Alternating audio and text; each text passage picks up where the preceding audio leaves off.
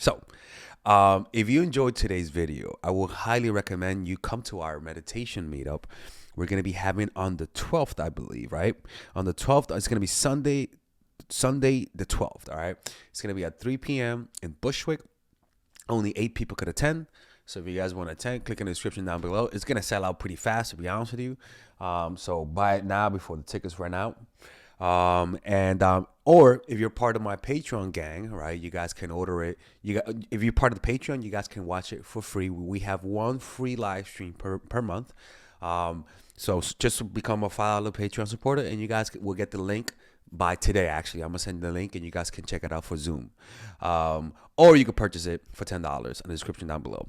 All right, so we're gonna begin this video, and this video, ladies and gentlemen, is a video that I made a few years ago about how to escape the matrix. Right? How to overcome the superficial social standards of society. All right, and how to break out of that social conditioning that we're all in. And the key thing about social conditioning is that you don't know that you are being conditioned. That's the whole point. If you say you're not affected by social conditioning, it just means you really are affected by social conditioning. All right, and this actually relates to my upcoming course called Emotional Mastery. All right. So if you guys wanna pre-order that right now, click on the description down below where it says pre-order Emotional Mastery. It's about this type of subject you're gonna watch in the video. So let's begin this video, and don't forget, hit the like button. Hit the like button, god damn it. All right, click on the description down below where it says subscribe, and hit the notification so that you guys could get alerts when I'm uploading a video. All right, let's begin this. So today we're going to talk about how to free your mind, how to escape social conditioning, which is essentially how to escape the matrix. All right. And today's focus, tomorrow I'm going to focus on the spiritual side, but today let's focus on the societal side of the matrix, kind of like the social matrix that has us domesticated, because as human beings we've become domesticated. Now, social conditioning is the form of domestication for humans to keep us in order, to serve a purpose as a whole. But social conditioning is amazing. It provides comfort and removes uncertainty. All right? But the problem is this. We lose our innate ability to survive. We become weak. A lot of us. Not all of us, but a lot of us. Those who choose the comfort. Now, this is the thing. Is that back in the days, back in the days, we had hunter-gatherers, right? And hunter-gatherers were more healthy, had a variety of meal, and were more fit as opposed to the other humans, which are the same, but those who had the agricultural revolution. When we went from hunter-gatherers to farmers, we lost a lot of what makes us humans. Why is this? Farmers were able to relax more because they had their crops. They didn't have to hunt. They were chilling. You know, they were like hippies compared to the hunters, right? But this is the thing. It may have looked better. You're not working as much, but they were less healthier. They lack a variety of food. They only have rice, potato, and some of the harvest. They were missing certain nutrients. Hunter-gatherers had meat, had different berries. They varied depending on the day. So they had different kind of foods, and so they met the nutrition in different forms. You see? But they had to work for it. People get scared when I say that word, right? And also farmers were more prone to famine because they seeked comfort. They got something else, which was they became a slave to the seasons. If there was a famine, suddenly everyone stopped eating. But nobody knew how to hunt, so it was very difficult to survive. In addition, the population also expanded, that it caused us to have so many people because of the agricultural revolution. That's what happened. You see? And it caused kids to have. See, this is the thing, is that it caused parents to have a lot of kids, and because they had a lot of kids, the parents couldn't breastfeed all of the children. They were eating. The children were eating because they weren't being breastfeed in public. Because they weren't being breastfed, they weren't receiving the proper nutrition. So because they had 10 kids, not everyone could have been breastfed. So a lot of them died because of malnutrition. So it looked like it was a positive, us having more comfort, but in reality, it really caused a lot of humans to die as a result of it. And we lost that innate ability to survive.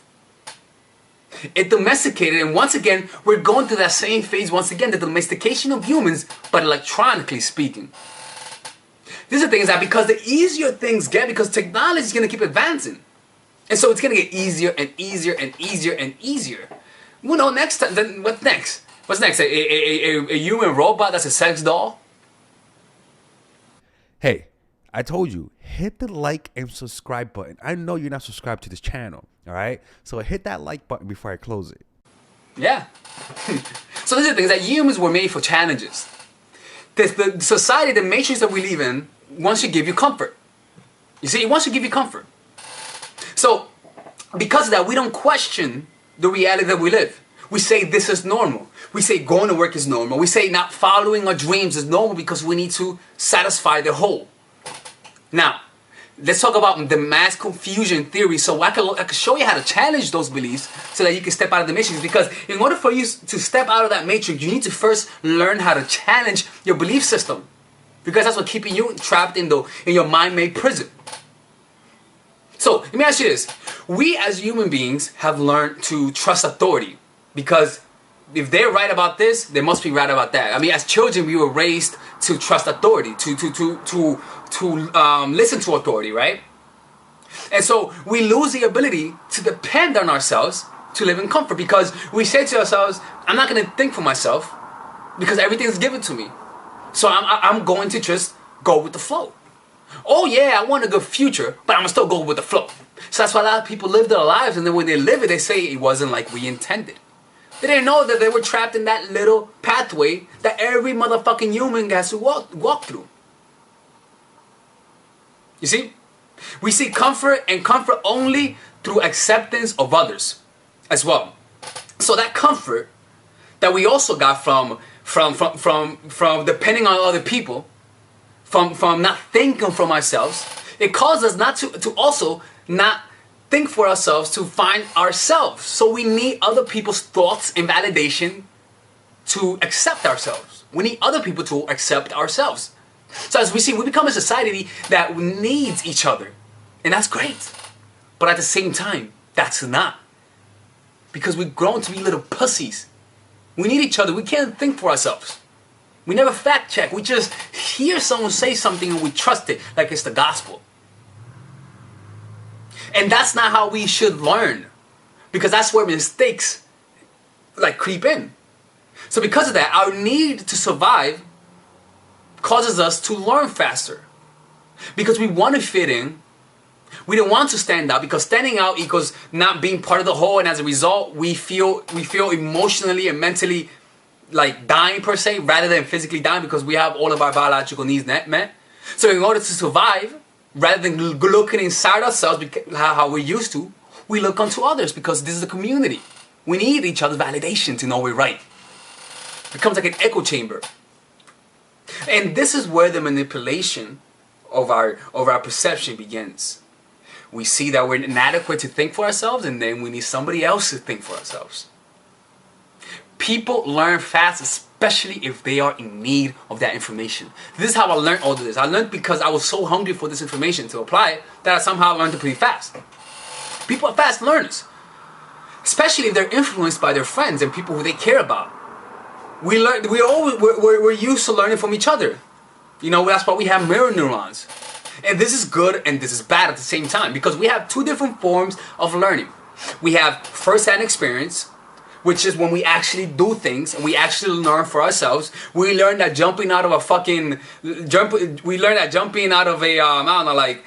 a pool without nobody watching us is not good because we drown. So once that happens, we learn not to do that. But then there's another form of learning, which is second-hand experience. Somebody tells us, don't jump from the building. We know if we jump from the building, we die. So we don't try it. Now, we don't need to know that. We just learned from our professor. Or we saw somebody jump and die. So we get used to, oh shit, everyone's right. They tell me this is right. They tell me this is right. So I'm assuming that everything they tell me is right. And that's where they sneak in that manipulation. You see? So we never really learn to depend on our faculties. And so we become mentally weak. We are stripped of our ability, without knowing this, we are stripped of our ability to think for ourselves and believe in our faculties. That's the matrix. Because Neo, when he realized he was in the matrix, what happened? He was able to bend reality. But when you realize you're in the matrix, what happens? Just like in the matrix, everyone started attacking him because he was the glitch in the matrix. That's what happens when you begin to follow your own path. So the thing is that because we are in the matrix, because we feel weak, we seek our power, our dependability, our feeling of safety, not through ourselves, but through what? Through validation, like I said earlier. So the power source is not in us, but on the matrix, like the robot, which is each other. All right? And this is how we choose to live our lives. Because stepping out of that matrix equals discomfort, equals not knowing. And nobody likes to not know. And so how do we fucking fall into that trap? We all need a leader. There's always a leader in our lives that tells us this is how the world is. It depends. It depends on the kind of leader we have. So there's some people who we don't learn from them. Because there are three things that causes us to actually believe those lies. All right? One, how certain the person is about their idea.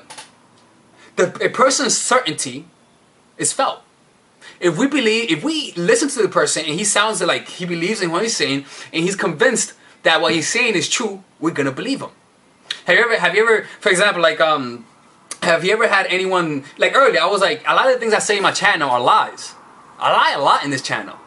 You see, I lie a lot. You just don't see it. You see? Now, let me ask you this. Was that a lie? Do you trust me now?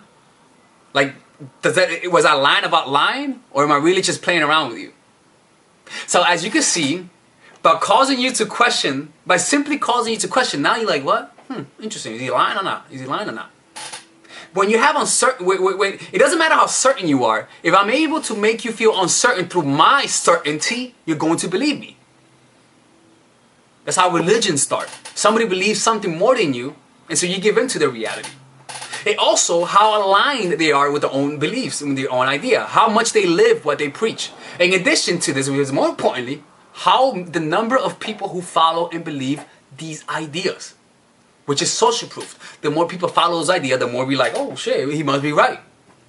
And that's how we fall into that trap. It's not that we're stupid, but that's how human nature works. And for this to work, you have to see things through your own pair of eyes. You see? My bad. For you to actually overcome this, you have to see the world through your own pair of eyes.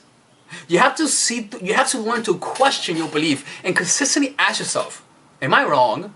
Despite how certain you are, it's always a good idea to consistently ask yourself, maybe I'm wrong. So what's going to happen when you begin to think differently?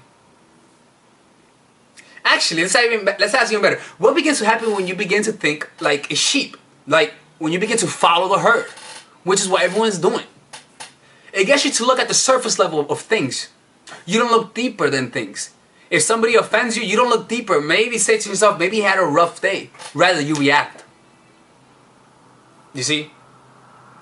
That's why I go deep into my subjects, because maybe I looked underneath the surface of things. But that only happens when you step out of social conditioning. Now the other one is that it gets you addicted to never-ending stimulation. When you learn to depend on somebody else for how you should live your life, when you learn to depend on somebody else to how you should feel about yourself, when you begin to create an idol of everyone else's opinions, you get addicted to their validation because it causes you pain as well. And it gets you addicted to what other people are thinking of you. You see? It gives you beliefs that seem so real because so many people believe it that you don't even begin to listen to your own motherfucking common sense. Despite how much evidence you have, when people around you are telling you otherwise, don't do that. You're crazy. Why are you doing that? Why are you following that path? Why are you following those goals? No matter how much certainty you have, if you're trapped in that social conditioning, you're always going to return. So it becomes difficult to change because reality, you really are addicted to all of the stimulus and you will never escape because the impulse is real. You really want to please your parents. You want to please everyone around you. You don't want to offend people. And that mentality will cause you to never really make it into what you want to do. You see, it's a desire to not hurt the people around us is what causes us to actually stay in that matrix. So as you can see, being trapped in social conditioning will keep you bound in a certain state of being where you feel trapped and unhappy because you're not living your life. Now, most women try to go and fix this hole in their heart through the easy route, which is the quick fix, which is what's visible. Rather than actually being confident, working on the inside or working through your pains, you go the easy route and buy a shoe. Go on Macy's.com. Go on Instagram. You go the easy route. You put a nice little band-aid. A nice little sexy motherfucking band-aid. You see, and so rather than gaining real confidence, you gain situational confidence. You're only confident in certain situations. And that's where we're going to go right now. The difference between core confidence and situational confidence. People with real core confidence understand the true nature of what it is to be confident. We are not different from anybody else. You're not better than him, and I'm not worse than him.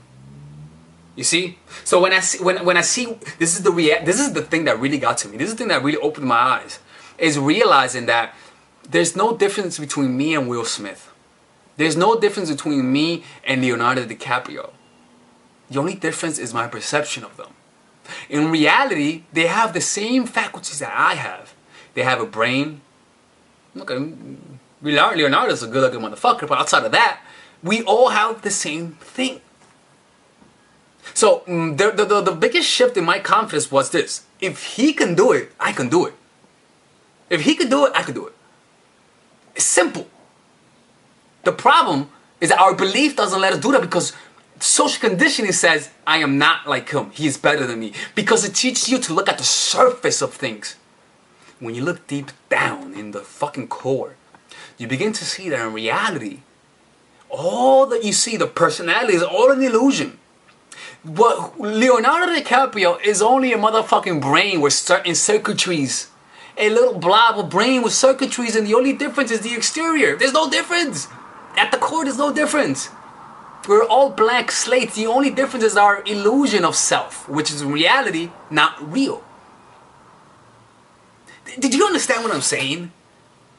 Like, there's real confidence is not feeling superior. Real confidence is noticing that there's no difference between me and George Bush. Oh, fuck him, there's a difference. There's no difference between me and Obama. God damn it. There's no difference between me and my friend, okay? No. It's between me and someone who's better than me at basketball, Steph Curry. There's no difference between me and Steph Curry. The only difference is how our brain is wired. And the only difference between how our brain is wired is what you focus on and what you do, what you practice. You see? It's fucking amazing when I realized that. That was the moment when I actually started gaining these, learning this and studying this. I just been doing this for 2 years. I haven't been doing this my whole life. I haven't. Okay? So, we are not different from anybody else. And so because of that, it's okay to suck. You see? It's okay to go to the gym and be fat. And go to the gym and work out. It's okay to suck because when you have real confidence, you know the process of learning. The process of learning is sucking at your scale and feeling uncomfortable. When you know that, you begin to garnish the feeling of uncomfortableness because you know what lies behind that. Behind feeling uncomfortable comes glory because once you get to that feeling of being uncomfortable, that's when momentum hits and you start achieving your goals. But the uncomfortableness is like going through the little shit, the hemisphere of the earth that control that covers us from the UV radiation of the sun. You know that little thing, the atmosphere. Its resistance, the uncomfortableness is kind of like the atmosphere. Once you get through that, that's when you begin to actually see the momentum, see results. And so situational confidence, on the other hand, is based on circumstance and will always run back to comfort when things get bad. Oh, you feel uncomfortable, you can't learn how to shoot the basketball, you keep breaking every single fucking shot? You're done. I'm not shooting basketball anymore. Oh, you're learning how to talk to guys and you get rejected, the guy doesn't like you? Ah, fuck that shit, I'm going okay Cupid. You never really learned the skill because you are not really confident. How confident you are is depending upon how able you are able to handle pain and embrace it because you know what's behind that. It's realizing that you can change things by simply knowing how to work with the matrix instead of working against it. Working with the matrix is against the matrix is being pissed off at the situation and feeling like the victim and trying to force your way through it. People will believe in you more. People will believe in you more if you don't people will believe in you more like you will. See, I'm fucking up. See, this is why I need editing. This is crazy. Okay, so anyways, you know that you're learning to stand out when people begin to see you as different. When the way you talk, the way you go about yourself is different. You see, people will begin to notice you because you're going to begin to display a bizarre high level of skill set in whatever focus you're focusing on. That was a horrible sentence, but in a way you become the glitch in the matrix because you're seeing how to get through your problems, how to make your goals happen. Now you guys may see me talking, you guys may say, holy shit, how the fuck is he saying this? To be perfectly honest with you, I'm asking myself too, how the fuck am I talking about this? How am I sounding like this? But it's because I one day said, you know what, I'm gonna trust the process. I'm just gonna do exactly what the best people in the world, what the best people who are doing what I want to do, I'm gonna do exactly what they do and trust the process. Go through the pain, see the outcome, take strong action, but with low attachment, and continue taking action. And this is where I am. I'm not there yet, but I'm going there. But you're going to stand out. But in order to do that, you have to get to that first initial barrier. And also another thing is that a lot of people is that you're gonna feel conflicting realities. Remember, a lot of people are in the matrix. You know when you're in the matrix, Neo, everyone notices you because you're become the glitch in the matrix, so people notice you. So their reality, which is their belief system, that's impossible. You can never get big. You can never do this. You can never do that. They actually believe in. They actually care about you. Those realities, the strength of their resistance is you're gonna feel the strength of their resistance because they're gonna make you feel doubtful. So depending on how strong your reality, depending on how strong you are, that's how much you're going to deflect it. You ever notice certain people that just keep attracting certain, like they just know how to attract good things in their lives? It's because they know how to morph reality around them. You see? So in a way, if you want to achieve a high goal, you have to first feel yourself achieving a high goal and act as though you have achieved the high goal. You see? If you act like a rock star, you'll get treated like a rock star. In a sense, having high confidence is all about morphing reality rather than allowing reality to morph you. You remain the same despite the outcome, despite what people believe. You consider other people's opinions not because you want to please them, but because they may have a point. Because you're always asking yourself, maybe I'm wrong. But that doesn't mean that you're changing yourself out of reaction, but because you believe in it. I'm doing that job. You see, you remain the same, you remain present and unreactive. That also applies to interacting with men. You have your own belief system, you know who you are, you have a strong reality, you're not going to settle. So despite the guy that you meet, you're not going to change for him. Rather, your reality is so strong that people feel compelled to please you. People feel compelled to want to make you happy through going into your own reality. That only happens once you have an uncompromising sense of self. When you have your standards and you're not willing to compromise them because of the personal or because of how needy you feel. This is about being able to be that cool person no matter where you are or who you're with. Remember when I told you when you play roles? When you play roles, which is you're different in front of your partner, you're different in front of your boss, you're different in front of your lover, right? You're different in front of everyone else. Like you change personality according to the person. The only difference is that you're just living through the matrix. You're seeing the roles perpetuating on you and you react to that. But when you're living outside of the matrix, when you're outside of social conditioning, you see things for what they are and you don't react. You see? You're able to be the same in every situation. You don't unwaver. Okay? You're able to go to any environment and be the person who you're meant to be. not relying on any personality show or situational confidence. Because a rock star is confident in a stage, put him in a bar where he doesn't know anybody, and suddenly he's not a rock star anymore. So were you really confident, or was that just an act? It wasn't that because you were playing the role because you were in a situation where you felt comfortable. So how do you escape the matrix? Simple. Yeah, it is simple. First, notice the resistance. Notice the resistance. What are resistance? Your repressed goals, the things that you want to do but you don't do because you don't want to displease other people. Your life situation, the life situation that you're trying to change but you can't. Who you are, the certain qualities in you that you don't like and you want to change and that you're embarrassed about. Those are the resistance. What's stopping you from achieving the goal? The fear that you feel on a constant basis. The fear to look at your bank account because you know there's a negative balance. Observe those fears. Because those are unconscious and remain unconscious unless you bring them to the light of your consciousness. And then taking right action. Similar to driving in traffic. Taking right action is like this. You're in traffic, you know you cannot go, you cannot fucking move, but you still resist, which is I want to get to work, I want to get to work, I want to get to work. Right? But then there comes a point when you know you cannot get to work. So what happens? You just say to yourself, you know what, fuck that shit, I give up. I can't get to work, so I'm just give up. Like, I'm not going to try anymore. You know you're late, and there's nothing you can do about it. So once you give up, I'm done. I give up. That's what I mean by observing the resistance and letting go. Okay?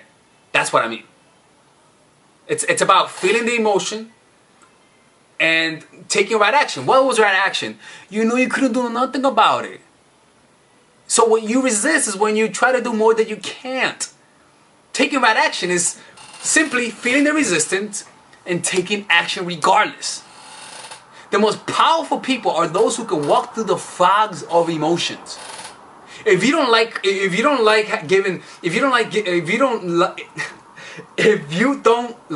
into fear, Jesus Christ. For example, let's say you're in front of a line, right? Let's say you're in front of a line and you know a mountain lion, you cannot run away from a mountain lion because what? They're going to run for you. Resistance is very similar. You're in front of a mountain lion, you're feeling resistance, and what does resistance say? Run away. What happens if you fucking do what resistance say? You're going to fucking die. Acceptance and taking right action is this. Seeing the mountain lion, shit in your pants, shit in bricks, taking right action which says, make yourself look bigger, and doing it despite the fear. But the fear becomes so real that you feel compelled to run. Taking right action, relaxing in the midst of fear, and taking action regardless. It's also, another way to step out of the matrix is owning up to who you are totally. Rather than being a compartmentalized person, which is you only pick certain parts of yourself and you deny the other part to yourself.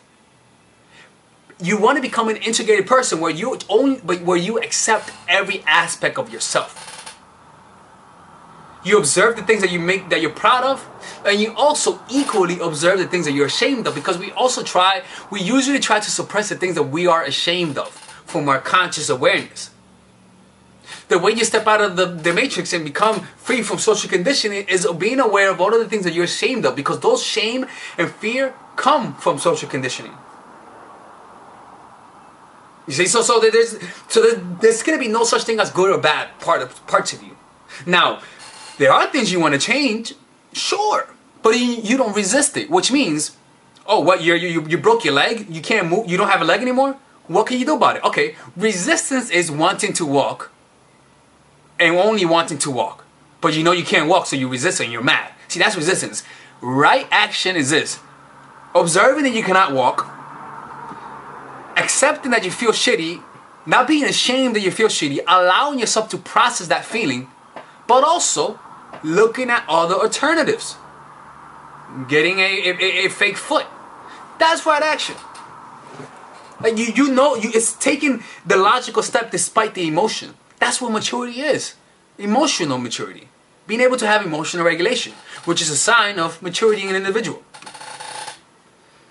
In addition to that, stepping out of social conditioning, on top of having an integrated personality, it also comes to owning up to the things that you normally are ashamed of.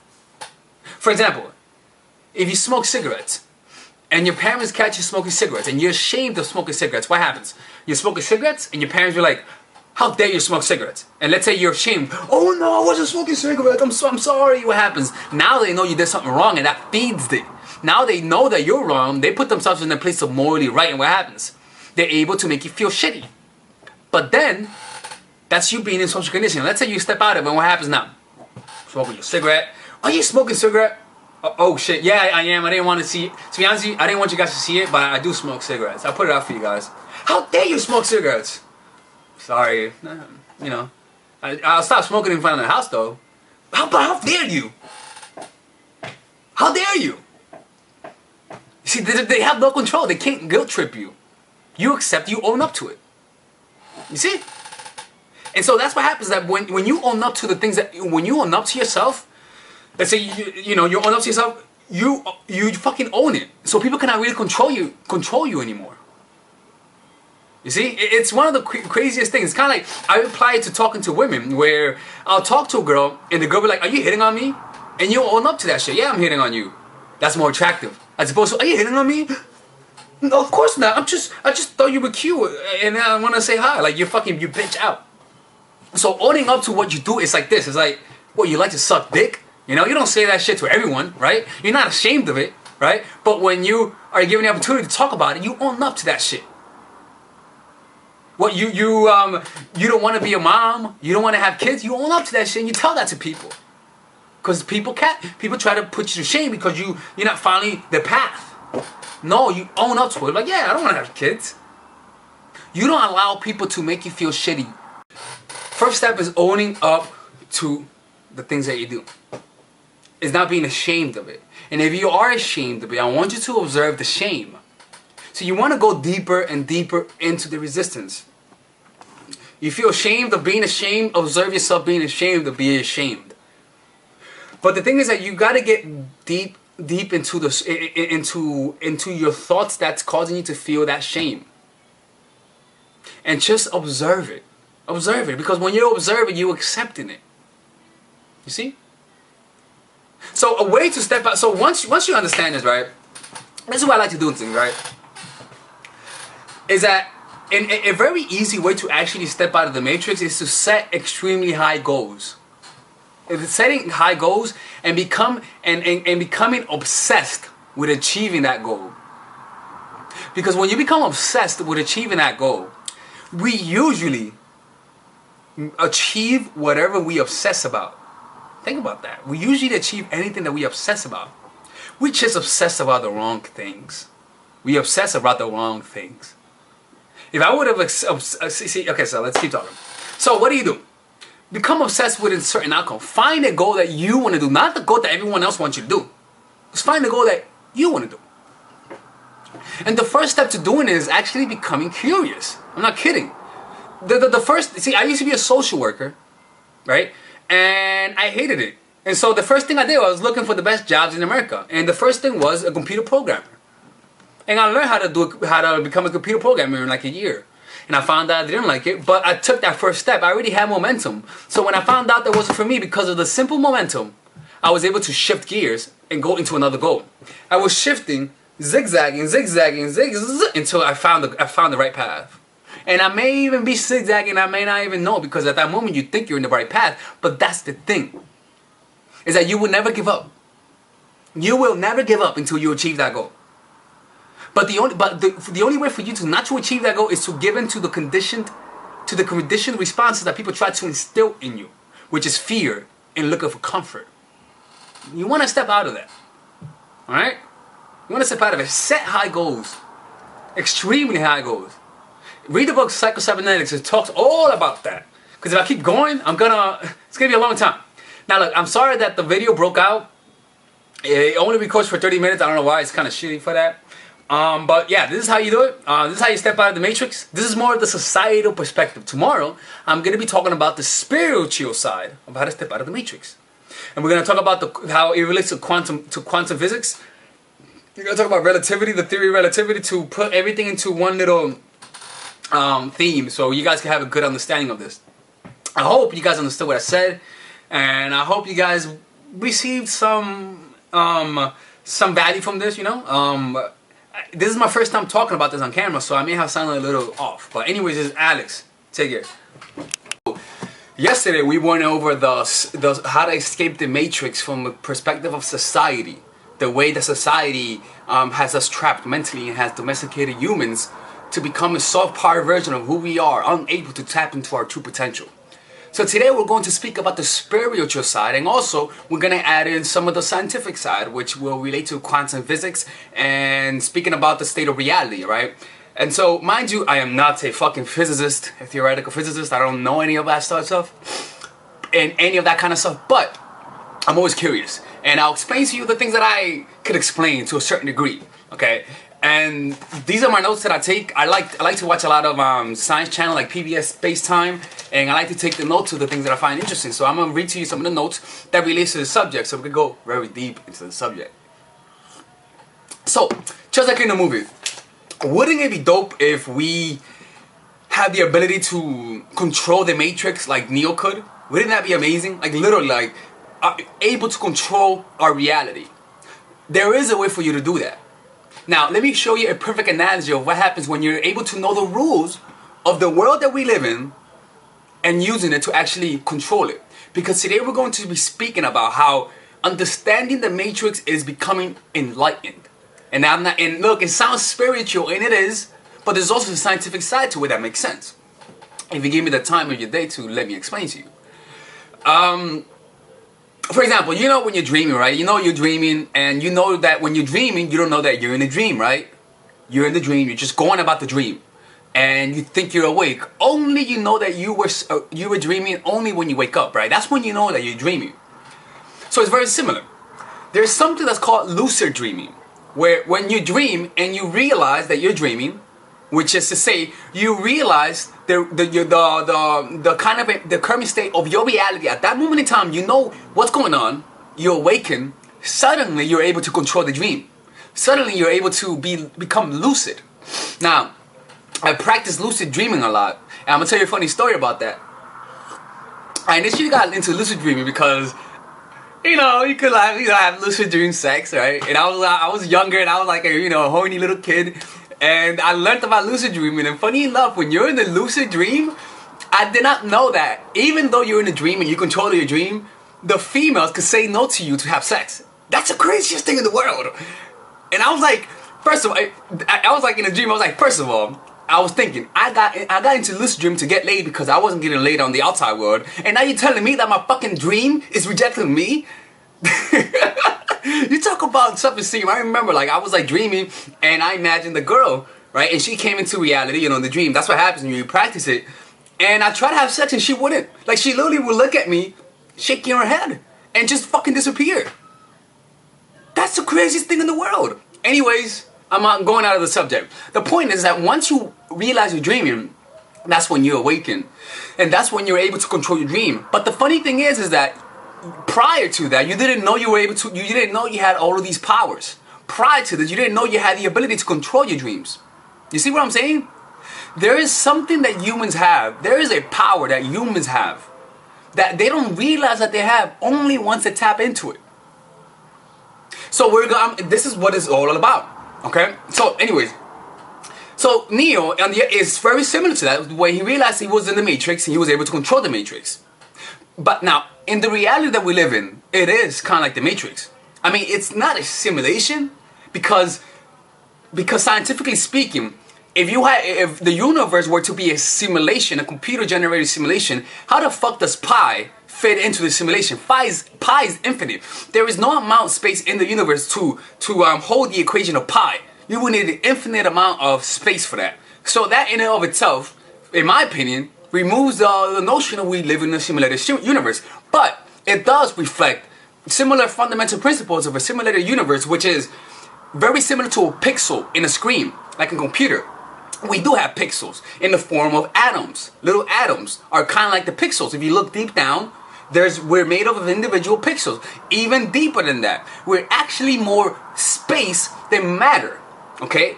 Well, you don't believe me? Simple. Okay, we have an atom, right? We have an atom, right? And an atom has what? Electrons. Atom, electron. The distance between an atom and an electron is very similar to the distance between the Earth and the Sun.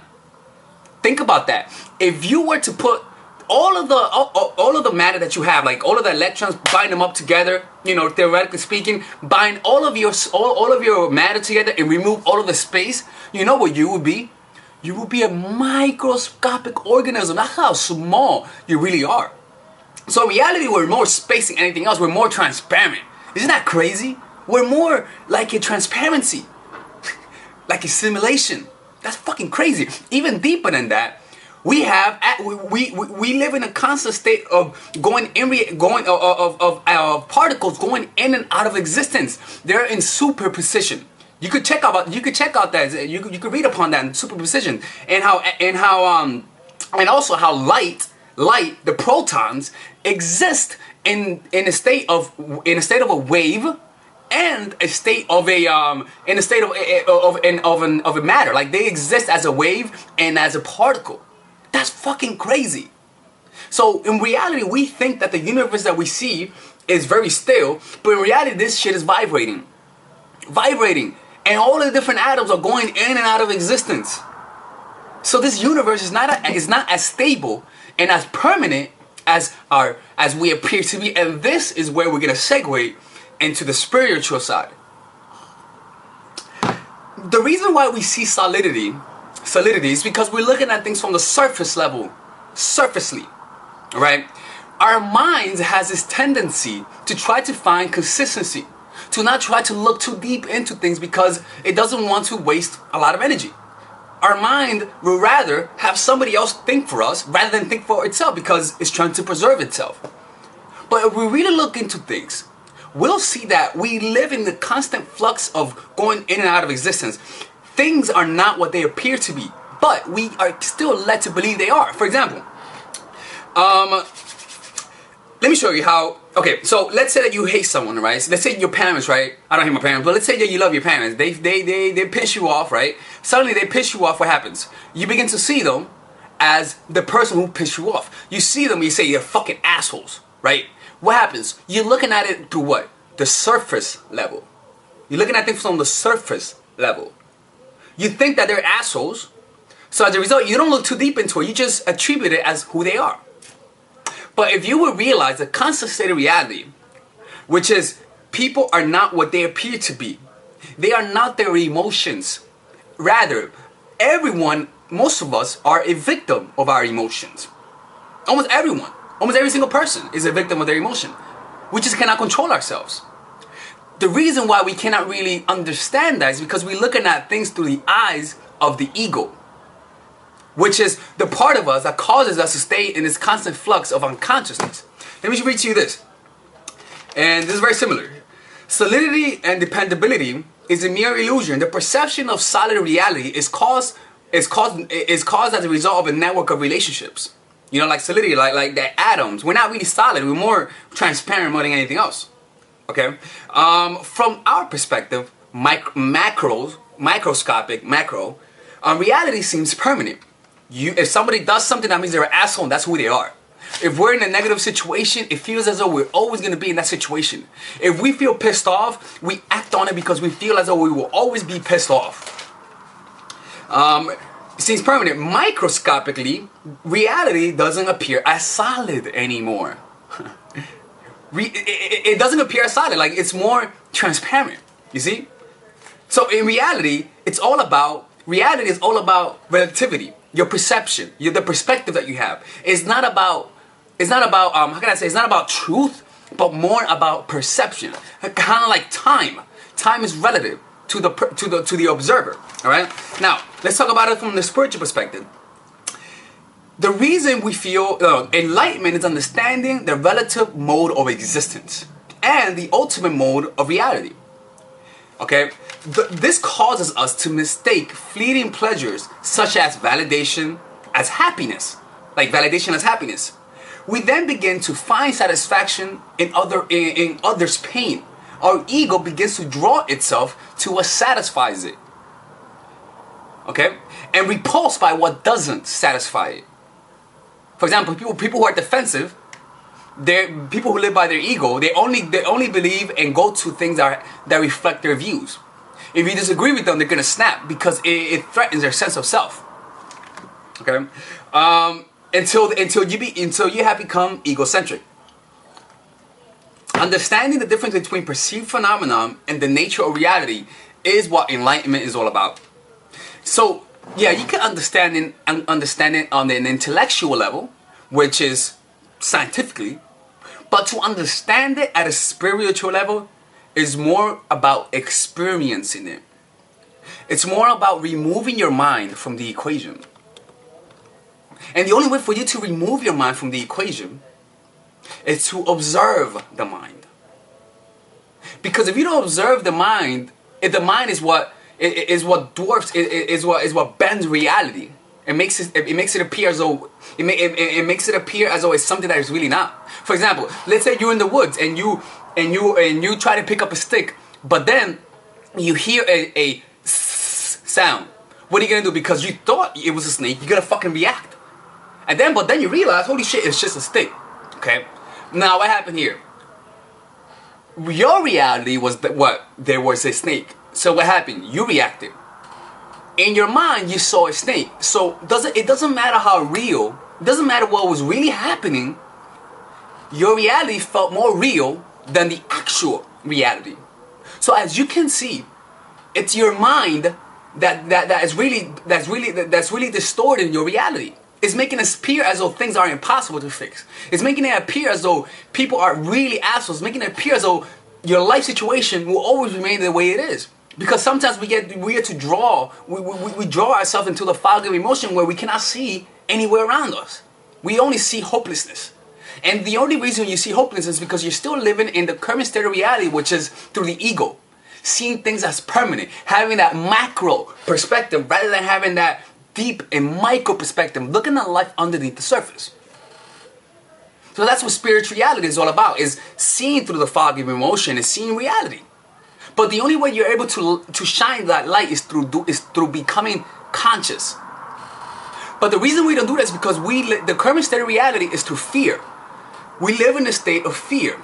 The media feeds us fear. We always fear things. We go to school because we fear not making money. We fear disapproval.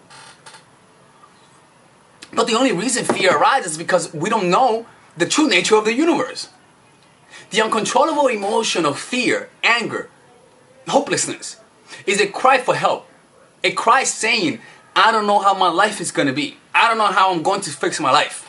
But if you realize that reality is all about perception, that if you simply change how you're perceiving your reality, your actions and the emotions that are required to achieve those desired results will naturally arise. But the only way for you to do that is knowing how to play the game. So by perceiving reality as permanent, you begin to see people for what they represent and hold on to it even though they changed. I apologize for hurting you. Fuck that shit. I'm still holding on to the past. You are permanent. That person who hurt me is who you are. I am not gonna allow myself to become present to the moment, which means forgetting about the past and observing what's going on in front of you. I'm not gonna allow myself to do that. See, and that's why a lot of people harbor a lot of bitterness and vitriol, and a lot of people begin to resist that. You see? So what's going on here? How do you fix this? Like I said, becoming aware of the illusion, which is the mind-made self, the ego. The reason why it's such a struggle is because, okay, you care about your life, right? You care about the outcome. You care if someone hurts your feelings, right? That's fine, right? But who's really getting hurt? Let me tell you this, it's not really you. Oh, you don't believe me, right? Okay, let me show you this. Let's say somebody offends you. Let's say I'm here, I'm like, yo, fuck you, right? Fuck you, okay? Let's say you feel hurt. Let's say you feel offended, right? Who's the I that feels offended? Can you go inside and specifically find that I that's offended? Okay, you might look into the emotion. You might feel the emotion. I feel offended. Okay, but let me ask you this. Tell me about that emotion. How does that feel? I feel a knot in my stomach. I feel an emotion here. I feel warmth here. I feel tightness here. Okay, you're describing to me a physical reaction. Isn't it crazy how when you remove the emotion, I feel angry, to I feel tight, I feel not here, I feel not there. Suddenly the frame changes because you're seeing things for what they are. But wait, who's the one that's saying I feel angry? Okay, so is it your thoughts? Okay, let's observe your thoughts. You're observing your thoughts. But then you suddenly notice I'm the one who's observing my thoughts. So then I'm not the one who's thinking. Who is my thoughts? Okay, it's your brain. Your brain is making different like neurocircuitries that are making these thoughts. So in reality, you're not your brain, right? I mean, because you gotta control your brain. So who's the one that's controlling it? Who's the one that when you die, your brain is still there, right? Your brain is still there, right? But you're not there no more. When you die, what happens? You leave. You're not conscious no more, but your body stays there. When you die, some people say he's dead, he's gone. But who's gone?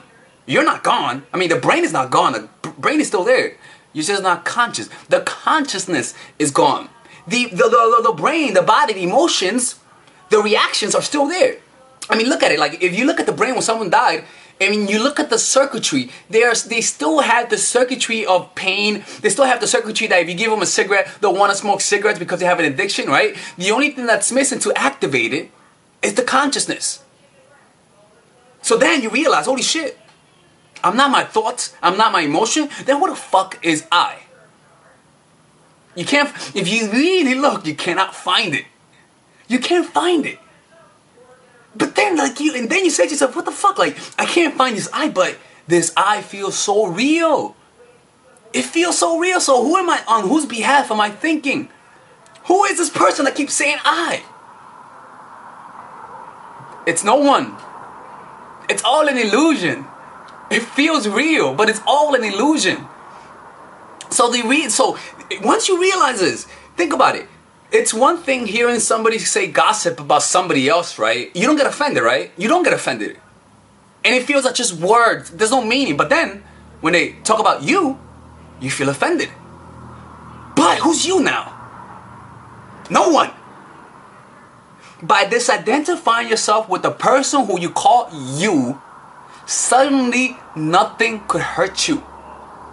The only person that was getting hurt was the illusion self, the illusion mind-made self that comes because you have identified with form, with your mind.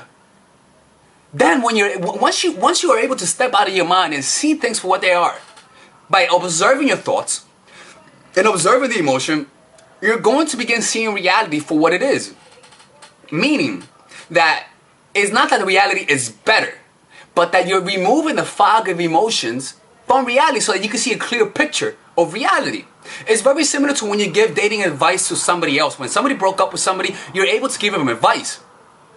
But when you're broken up, you can't give advice and you can't take advice. Why? Because you're in a situation. So the reason why we take advice from somebody else that doesn't experience the pain is because they're able to give us a clear picture. Is that they're able to see reality for what it is, and so that's why they make smarter choices. So you, who's broken up with, you cannot make those decisions, and you cannot make the smart decision because your emotions are fogging reality. So you're gonna make a lot of irrational decisions. So becoming enlightened is removing yourself from the person you call you, who has a bias on life, who only says this makes me happy, and if I don't have this, I'm not going to be unhappy, I'm not going to be happy, and step out of it and begin seeing the clear picture of life without having any emotions. Suddenly, there's no such thing as good or bad. I mean, think about it. There's no such thing as good or bad. A star exploding in any universe is no big deal. But a star exploding in our universe, in our galaxy, is bad. Why? Because the I is in it. The I. But if you really look at it without having any bias and observing it for what it is what it is. It is what it is. It's not evil, it just is. So the part of you that says I have a bad day is what? It's the ego, the thoughts, the mind-made self. The part of you that says my life sucks is not you, it's the ego.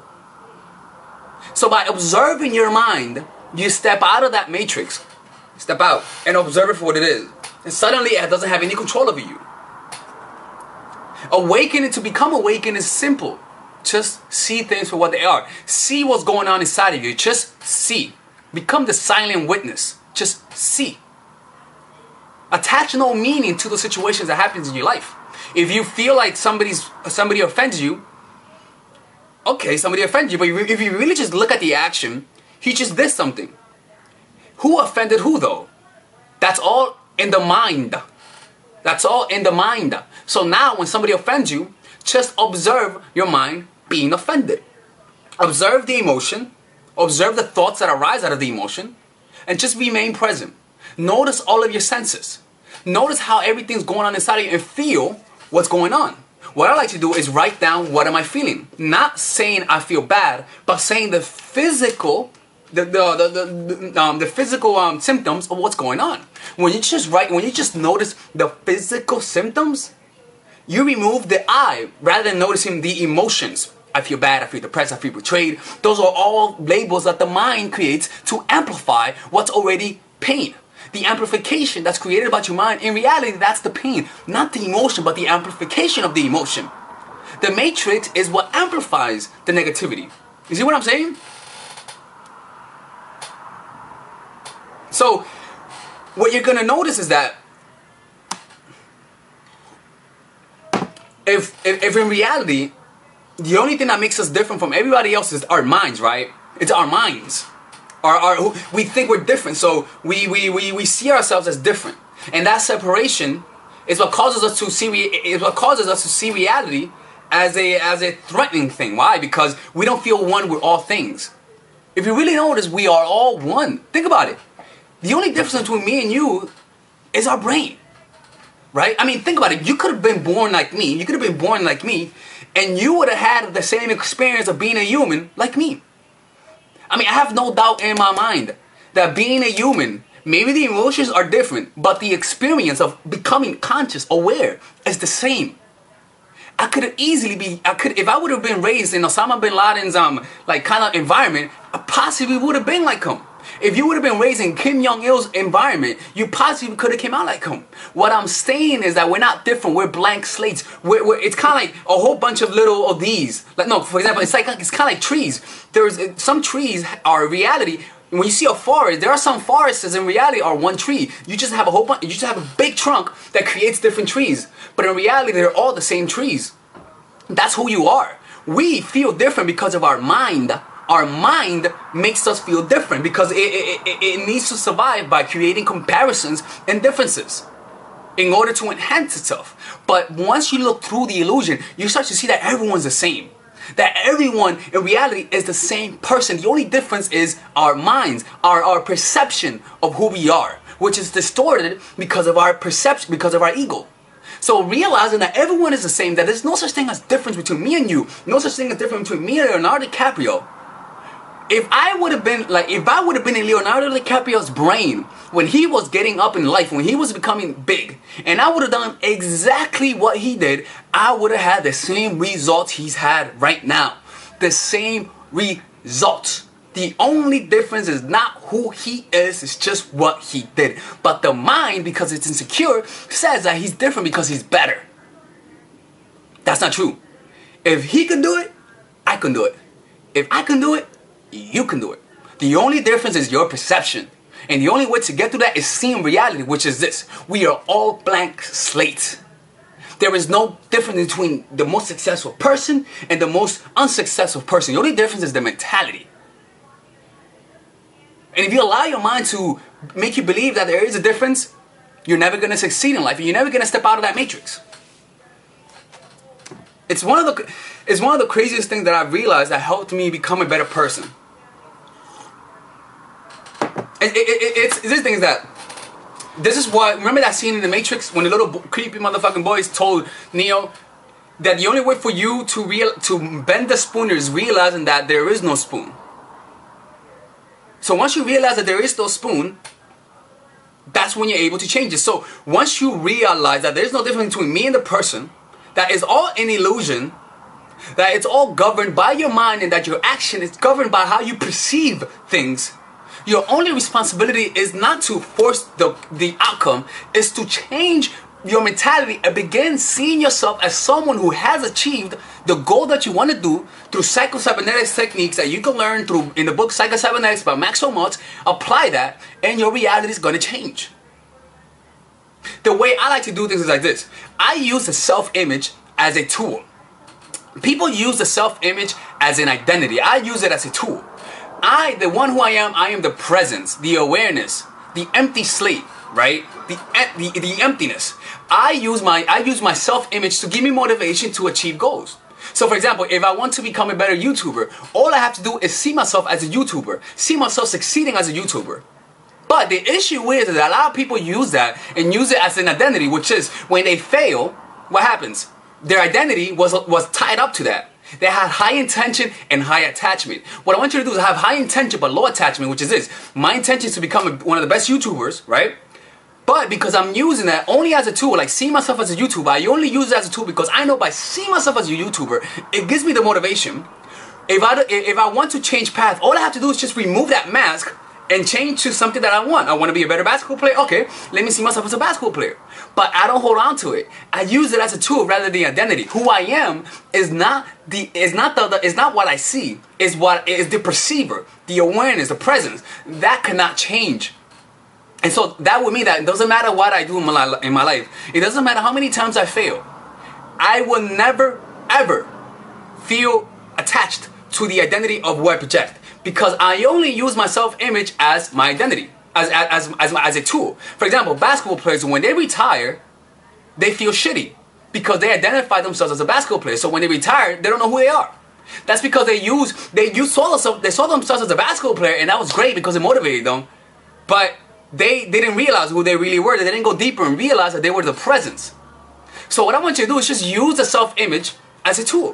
What you want to be, you want to get in shape. See yourself being in shape, see yourself being admired by guys because of how in shape you are, and use that as motivation. Don't use that as an identity, which is to say, I'm seeing myself as being in shape. I'm seeing myself guys liking me because I need that shit to happen. Rather, you saying to yourself, I know if I imagine this, my brain is gonna react, and my brain is gonna want to make this happen. So you're more using it as a tool to control your brain, rather than as a tool to find yourself. Make sense? And so that's how you step out of the matrix. It really is. Because if you're attached to the outcome, that means you're living in fear. You're afraid to fail. And you're once again back to that mode of reality. All right, ladies. So finally, I have released my second course for women, which is natural chemistry. This course is a 5-week course. 5-week course where every week you're going to get a new set of videos based on specific issues. This course is all about how to create and maintain the attraction in any man. This will help you create love. This will help you deepen the love with your man. This is not about manipulation. This is not about playing games. This is genuine, natural chemistry. No more short-term partners, no more being fooled. Why? Because I will reveal to you not only how to create attraction in the first week, but also how to understand male nature, how to understand their tricks, how to prevent from being too attached, signs that he's the wrong guy, signs that he's a narcissist, signs that he's a mama's boy, signs that he's an emotionally available guy, emotionally unavailable guy. We go over everything. We go over this third week, setting boundaries. We go over the third week, controlling your emotions, right? Setting boundaries, fourth week. Fifth week, embracing your masculine and the feminine, right? And on top of that, I have over 10 different bonuses. 10 different bonuses, my Lord have mercy, right? With a money back guarantee. The bonus are 1, the natural chemistry, over 10 hours of content, right? The breakup formula, how to deal with a breakup, right? The connecting with your man, right? Establishing a life of abundance, social mastery, understanding your dark side, the goal setting seminar, which is about how to set and achieve goals, practical mastery that will teach you how to master anything. The laws of human nature. I have a book club for the laws of human nature with over 4 hours of content, right? The transformational seminar in a pocket, which is my mindfulness seminar, and the Chase audiobook. This originally is $1,800, but you get it starting at $97, ladies and gentlemen, right? $97. We have different packages, but all of this starts at $97. And you know what? You can check it out for free if you want. Yeah, For all the freeloaders, I have free videos just for you.